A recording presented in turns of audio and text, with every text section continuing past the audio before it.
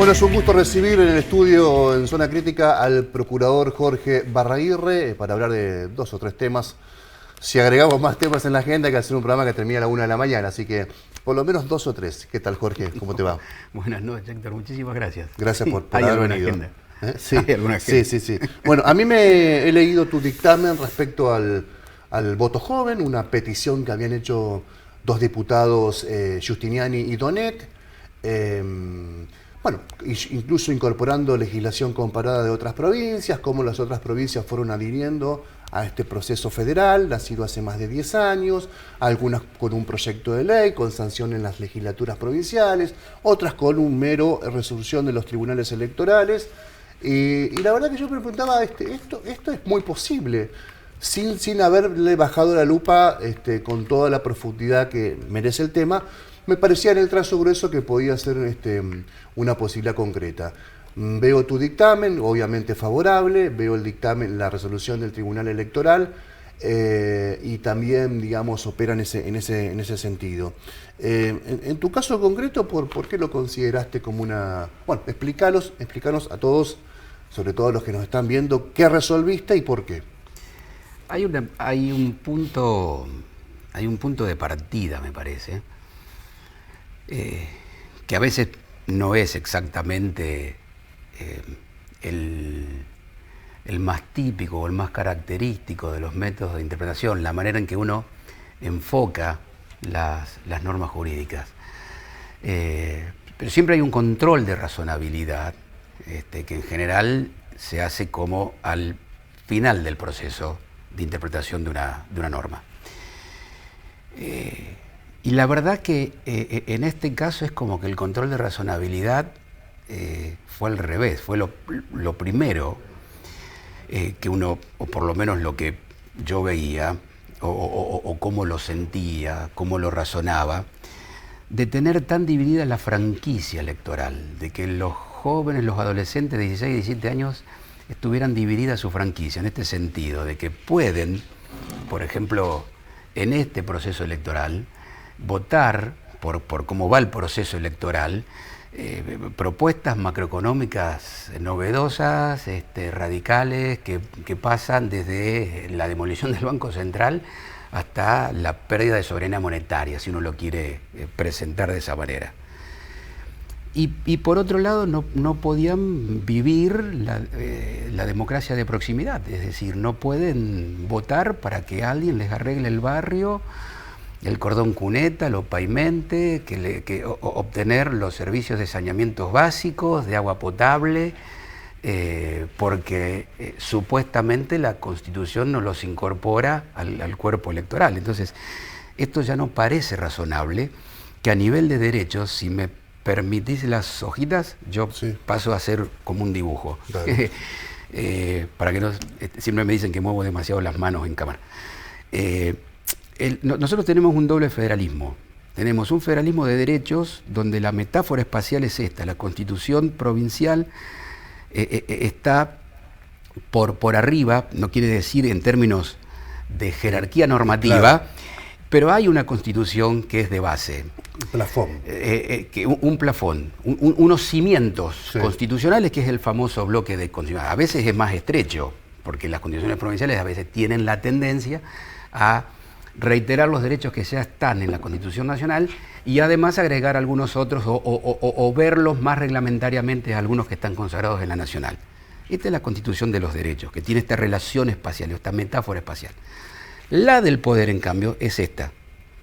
Por un lado marcha la nacional y por otro lado marcha la provincial. Aquella es la dogmática. Aquella es la Constitución dogmática y esta es la Constitución orgánica. En la cuestión dogmática no hay esta cuestión que a veces yo me considero un constitucionalista o un abogado muy apegado al federalismo, pero acá en la Constitución de los Derechos, la Constitución provincial no tiene autonomía para perforar los pisos del bloque de constitucionalidad. Ahora, si este bloque de constitucional, como veíamos, este plafón, remite a tratados internacionales que vinculan la capacidad política a la capacidad civil, por ejemplo, en la vieja declaración Americana de Derechos y Deberes del Hombre.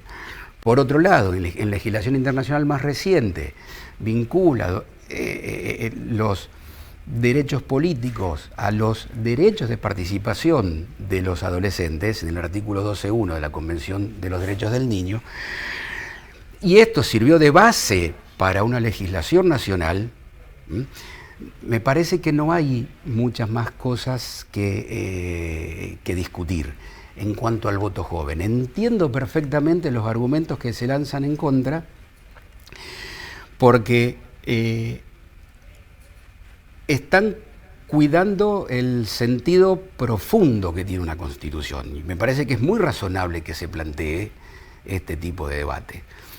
Ahora, nosotros creo que también, tanto la Procuración como el Tribunal, cuidó ese sentido profundo de la Constitución, de que tiene una permanencia, aún sus imperfecciones, que hacen que algunos, por ejemplo, grandes autores, grandes académicos norteamericanos, critiquen a veces los mecanismos de enmienda porque las generaciones presentes están gobernadas por lo que se dice la mano muerta del pasado, dead hand of the past, ¿no?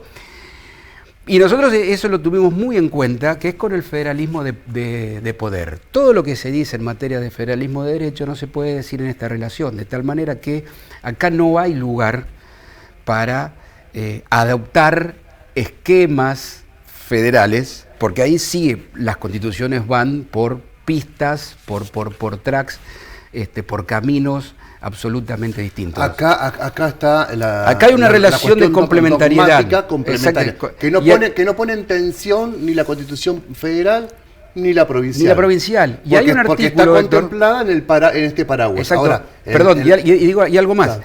Y en ese juego hay como una aspiradora, hay un tubo de comunicación que es el artículo 6 de nuestra Constitución, que hace tres cosas. Primero, incorpora los derechos explícitos de la Constitución Nacional. Segundo, incorpora los derechos implícitos de la Constitución Nacional que nacen de la forma republicana de gobierno y de la soberanía popular. Los derechos políticos nacen de la soberanía popular. Eso ya es 1853, ese texto. Eso es 1853. Ese artículo 33 de 1853. Y además... Queda avanzada después esa Constitución. Bueno, la del 62 también, hay muchas cosas. Hay otras cosas donde está trabada, que es nuestra Constitución del poder, pero no la Constitución del 62 de los derechos. Entonces, esta aspiradora no está acá, no hay ningún canal de comunicación en la Constitución orgánica. Entonces, lo que se dice acá no se puede decir en la Constitución dogmática, no se puede decir en absoluto. Por ejemplo, acá tenés esa idea que está formada parte de la crítica, así como un órgano administrativo, creo que ahí se le bajó un poquito el precio cuando... Sí, que no es administrativo. Bueno, así híbrido. Como resuelve una situación de estas características, mañana resuelve que el gobernador puede ser reelecto. No, porque eso es Constitución del poder, eso es Constitución orgánica, eso está cuidado en el dictamen, eso está muy cuidado, tanto en el dictamen como en la resolución. Y tiene que ver con lo que ya también en su momento dije en el caso de las inmunidades parlamentarias, y el doctor Herbeta también recoge en el caso de las inmunidades parlamentarias. Pero ahí sí había una tensión entre el artículo 51 de la provincial con otras cuestiones que también hacen al poder, pero que están modificadas porque nunca estuvieron delegadas, nunca estuvieron reservadas a la provincia, que eran las relaciones internacionales. Desde 1831 en adelante, siempre los negocios de las provincias fueron delegados. En 1831 a la provincia de Buenos Aires y después, obviamente, a la Nación. Cuando nosotros hicimos esa opinión, el único caso histórico que encontramos en donde unas provincias firmaron tratados internacionales fueron en 1846 las provincias de Mendoza y de San Juan con el Vaticano, un concordato. Pero después no hay nada, porque nunca se delegó. Por lo tanto, cuando en función de las relaciones o de las competencias, de las atribuciones delegadas por las provincias a la Nación y la Nación se compromete frente a la comunidad de naciones, eso sí es ley suprema. Eso sí es ley superior. Y por lo tanto, las cuestiones de la Constitución del poder que vayan en contra de esos tratados internacionales no tienen supremacía. Claro. Pero en este caso nunca el tribunal ni la procuración encontró que había esa tensión. De hecho, muchos son favorecedores, muchos han propuesto que esto sea una reforma legislativa. Bueno, la reforma legislativa, por más que sea un debate robusto, no puede modificar a la Constitución. Porque por definición la Constitución está trincherada y está fuera, encapsulada, fuera de toda intención de una legislatura coyuntural de modificar la Carta Constitucional. Pero también la Constitución te habla que el gobernador gana por el gobernador que gana se queda con la lista, de la mayoría de la Cámara de Diputados. Algo que la lista única, por una ley ordinaria, vino a cambiar también. Vino a cambiar, pero lo que cambió fue la dinámica política. Digamos, el 62, frente a... Hay que pensar también cómo trabajaron los constituyentes durante un golpe de Estado, si se quiere más gris, ¿no? Pero tenían un problema que era básicamente pensar en términos constitucionales la exclusión del justicialismo, la exclusión del peronismo. Era una democracia restringida, si ustedes quieren, o algunos tienen todo el derecho del mundo a decir que no había democracia en el sentido de que las democracias plenas que uno lo conoce actualmente. Y esa fue una solución a la italiana, donde había muchos constituyentes con la mira en Italia, con la mira en la Constitución, en los administrativistas italianos, la teoría política italiana, que tendieron a tratar de estabilizar los gobiernos minoritarios. Como las boletas estaban pegadas, en aquel momento nadie pensaba que si iba Silvestre Beñis, la lista de diputados no iba a hacer si que la gente si van a Silvestre Beñis. Si era Tesio, era Tesio. La lógica esa se rompe cuando hay boleta única. Entonces ya se dio el caso de que el gobernador Bonfatti gana la elección de gobernador, pero pierde la Cámara de Diputados. Raúl Lamberto pierde con María Eugenia Bielsa. Exacto. Pero eso no es una reforma constitucional, sino que es una reforma de las dinámicas políticas. ¿Pensás que se le baja mucho el precio? Hago un rulito para atrás. Sí. Cuando se habla del Tribunal Electoral como un órgano administrativo. No lo veo, digamos, porque la Constitución del 62 le da un rango relevante. Le da un rango relevante. Hoy decía el presidente, creo que está el presidente de la Corte, 2 camaristas, el procurador es un órgano permanente como procurador fiscal electoral, y además hay un dato muy interesante. Si fuese un órgano administrativo no se podría utilizar la ley 7055, que es la de recurso de inconstitucionalidad, y esa ley es muy clara, solamente se pueden cuestionar decisiones judiciales.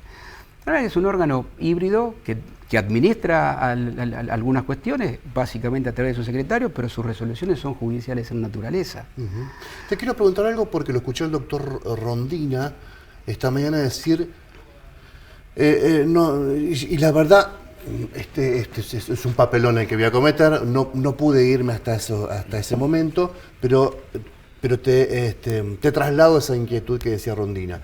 Hace 2 años, frente al mismo planteo, Barraguirra y Herbeta opinaron distinto. No, Herbeta no opinó. No. Herbeta no opinó hace 2 años. Herbeta integra coyunturalmente el Tribunal Electoral Provincial. Y el presidente en aquel momento era el doctor Falistoco. Y no es un planteo similar. Habría que observar muy bien las diferencias. Si hay algo, esto no quiere decir de que uno sea invulnerable, pero si hay algo, inclusive está recogido en una extensa nota al pie de página, la consistencia de todos estos últimos años en la Procuración, tanto general como en la Procuración Fiscal Electoral, por resolver este tipo de cuestiones. Y la cuestión, en términos de vía procesal, fue absolutamente distinta, porque se utilizó la vía del artículo 10 de la Ley Nacional, que digamos que se recepta en la legislación electoral nuestra, y eso es una norma que es para el elector individual, para tratar de remover los obstáculos esencialmente el día del día de la votación, y así lo dijimos. Pero además también, si se lee con cuidado, ¿no?, el dictamen de 2021, yo anunciaba el uso de una técnica del derecho constitucional y en realidad del derecho del common law, ¿no?, que consiste en anunciar el cambio de jurisprudencia. Y lo que yo anunciaba era el cambio de jurisprudencia. Yo ya lo advertía, de que si esto no se regulaba de otra manera, o no se regulaba legislativamente, por ejemplo, en la próxima oportunidad que la Procuración tuviera de pronunciarse por las vías adecuadas, se iba a pronunciar sobre el fondo. Eso se llama prospective overruling, digamos, que es la derogación prospectiva de leyes, en el caso del common law de jurisprudencia, cuando un tribunal ve que no están dadas las condiciones, por ejemplo, por la mala utilización de una vía, pero anuncia que sobre el fondo de la cuestión está claro que eso que se puede hacer. Y la Corte lo utilizó en 2 o 3 oportunidades, no mucho más, y hay un excelente voto en su momento del ministro Vigo, en donde también se analiza en profundidad el tema del cambio de jurisprudencia, porque usted generó expectativas legítimas, ¿sí? Estabilizó esas expectativas legítimas, generó confianza, y en un día, 50, 60, 70 años después, usted dice, bueno, mire, no, lo estamos pensando al problema, y lo vemos de manera distinta. Esto tiene que ver, perdón, con esto, a lo mejor es excesivamente teórico, pero tiene que ver con la necesidad y la contingencia. A veces estamos muy acostumbrados a ver que los textos son muy claros y entonces hay una sola interpretación. En general, mi visión es distinta. Mi visión interpretativa, que también lo hice público, a veces puede ser que en términos periodísticos o en términos masivos eso no se entiende, pero sí para la comunidad profesional es muy claro los marcos interpretativos que la Procuración hace. Y creo que es una de las procuraciones, es la única, y creo que es uno de los pocos órganos judiciales que hace tan expreso los enfoques interpretativos que tiene, como integra distintos mecanismos históricos, sistemáticos, finalistas, la actitud que tenemos frente a la norma, eso está, por ejemplo, dicho en Traferri, está dicho en Vicentín, digamos, eso es muy claro. Sí, te ha tocado opinar últimamente en muchísimos casos que son... En la vocación del exministro Marcelo Saín, no en la vocación de él, sino en la vocación que interpusieron el representante de la legislatura de la comisión bicameral. Sí. Eso está muy claro ahí. Pero antes tuviste que resolver tuvo una cuestión de la residencia que fue previo. Antes fue tal vez eso previo, pero digo, eso de los enfoques interpretativos está muy claro, como yo anuncio, y en este caso también está muy claro como yo en 2021 estaba anunciando esto de la derogación prospectiva de jurisprudencia, precisamente porque no siento que estoy atado como un tribunal administrativo, sobre todo cuando no hay necesidad de declarar la inconstitucionalidad del artículo 29. El artículo 29 establece unas condiciones necesarias y es similar a la interpretación de las leyes, porque si no las leyes tampoco se pueden decir. No hay debate robusto que pueda reemplazar los mecanismos de reforma que tiene la Constitución. Te voy a pedir, vamos a hablar de este tema y después se nos va el tiempo, tengo que abordar otra entrevista, y te voy a pedir, sin ponerme colorado, que seas un poquito más breve para responder algo que es hipercomplejo. ¿Qué es esto? Estuviste, digamos, no sé si en los últimos días, pero en las últimas semanas hay una exposición pública referido a algo que a mí me sorprendió porque lo hablaba con otros colegas. Para mí tiene que ver con el ejercicio responsable de un funcionario, que no se puede hacer el sonso si se noticia de un hecho que es confuso, que es raro, que habría que investigarlo, que es el caso Galás de Reconquista. Una investigación en donde hay una fiscalía que investigó el abuso sexual de una mujer mientras fue una niña, un imputado, exfuncionario de la Municipalidad de Avellaneda, una exposición pública profusa en el norte sobre todo, y un acuerdo abreviado en donde se baja mucho la expectativa de pena. La Fiscalía pedía 32 años de prisión, se acuerda por 7 años y por el pago de una multa. Digamos, leer eso a cualquier persona le hace ruido, pero el kiosquero, un periodista, el comerciante, frente a eso no puede hacer otra cosa que ir a la casa y, en todo caso, si tiene tiempo, criticarlo. Ahora, cuando eso es leído y esa noticia de esa situación, un funcionario judicial que tiene rol de superintendente como la Procuración, digamos, no es que puede decir, bueno, yo a esto lo dejo pasar o intervengo. No tenés otra que... por lo menos pensar cómo fue el proceso, interesarte cómo fue. Hay un deber constitucional en un minuto. Hay un deber constitucional. ese deber constitucional de solicitar una aclaración mínima, un informe circunstanciado. Eso fue receptado por la Corte. Se libraron los oficios a la Cámara para solicitar un informe circunstanciado, y eso está en trámite. Una vez que ese informe circunstanciado que haga la Cámara, se verá cuál es el camino. Digamos, siempre yo digo que frente a cualquier intervención de la Procuración hay dos: el archivo o la formulación de cargos. El hecho de que la Procuración o la Corte estén sobre un expediente no prejuzga en absoluto sobre la responsabilidad de un funcionario judicial. Al contrario, muchas de las denuncias, por ejemplo, que nosotros recibimos, a veces que motorizamos de oficio ante información publicada, culminan en el archivo. Yo diría que la gran mayoría, cuando alguien puede explicar qué es lo que pasó, cuando uno se acerca a ver las actuaciones, si el juez opinó, cómo opinó, si la jueza dijo esto, dijo aquello, pero no se puede renunciar al ejercicio de un deber constitucional. Es decir, la retribución, mi remuneración está vinculada al ejercicio razonable de esas funciones que tengo. Jorge, esta sí es la última. La flamante fiscal general, María Cecilia Brandicich, Ichi, ha planteado su gran preocupación respecto a la enorme cantidad de procesos, de legajos que terminan con acuerdos abreviados. No lo plantea como un hecho de corrupción, no lo ha planteado, por lo menos ahora, como un déficit del sistema, pero en esos procesos también intervienen jueces, ¿no? ¿Vos tenés la misma preocupación respecto a ese universo tan gigante de acuerdos abreviados? ¿Pensás que debería haber más controles encima de esos procesos? Vos interviniste en varios casos de jueces.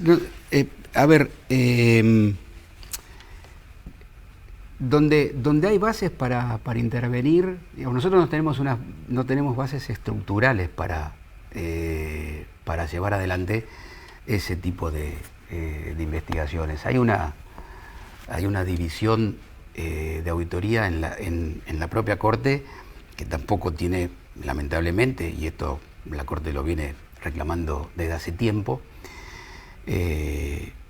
esas figuras estructurales o el personal para poder hacer ese tipo de cuestiones. Por lo tanto, lo que uno va haciendo es siguiendo esencialmente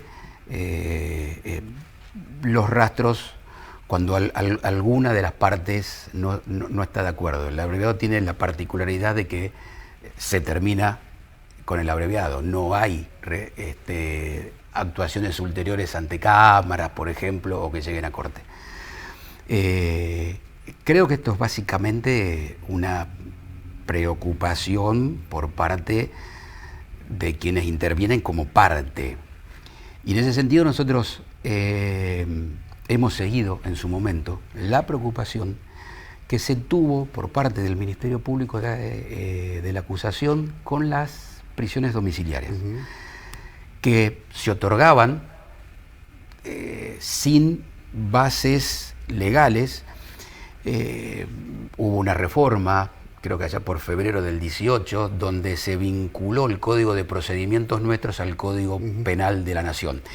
Y muchos siguieron actuando como si esa vinculación no estaba. Y eso fue una enorme actuación, una superauditoría que hizo la doctora Brandicich, y pudo de alguna manera, al controlar a quien alimenta el sistema, se pudo ver. Inclusive, digamos, la doctora Brandicich nos pasó a nosotros eso.